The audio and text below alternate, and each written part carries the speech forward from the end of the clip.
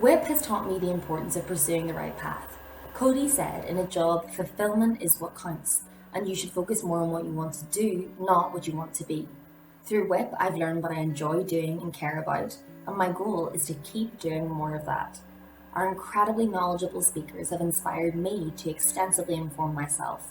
From emceeing to pitching our policy initiative, I've learned how crucial hard work is, but so too is confidently seizing opportunities, even if they scare you a little. My biggest takeaway from the programme so far has been the importance of values.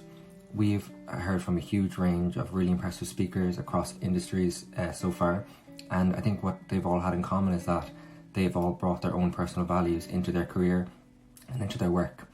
And also I've met some really incredible people in my cohort and across the class of 2021 in general, and everyone has brought their own personal values into the work that they do across the policy papers and the work projects, and that's something that's really stood out to me. My biggest takeaway from the Washington Ireland programme so far comes from our chat with Colm O'Gorman, who's the Executive Director of Amnesty Ireland.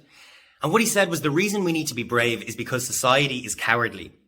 And what we took from that is that we have an obligation not to be complacent, not to bury our heads in the sand if we see an injustice or unfairness happening. We can't wait for someone else to respond, because more often than not, they won't, and nothing will change. So the individual responsibility lies with us. We have to speak up, and often that means questioning everything. It's a brilliant piece of advice, and I hope you take something from it too. And the biggest takeaway from me there has really just been how diverse leadership and success can be. I've talked and engaged with students with radically different, passions and perspectives and ideas to my own. And I think that's reinforced to me the sense that leadership and success isn't just one mould. Everybody at WIP has something unique to offer, whether that's in politics, yes, or advocacy or business, or even tourism and health. There's a huge variety of passions and experiences here, and I've really felt the benefit of that this week. My biggest self-reflection after 4 weeks of WIP has been really around recognising the importance of active listening in dialogue and discussion. For how can we address and resolve problems or address key issues if we don't understand one another's perspectives, or if we don't respect the narratives of one another?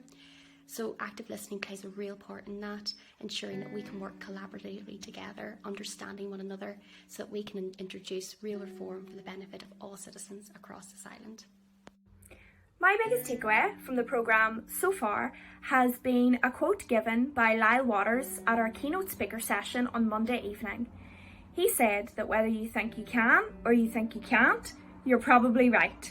And as a young person today, I think we all need to believe in ourselves a little more and have a little more faith in our own capabilities.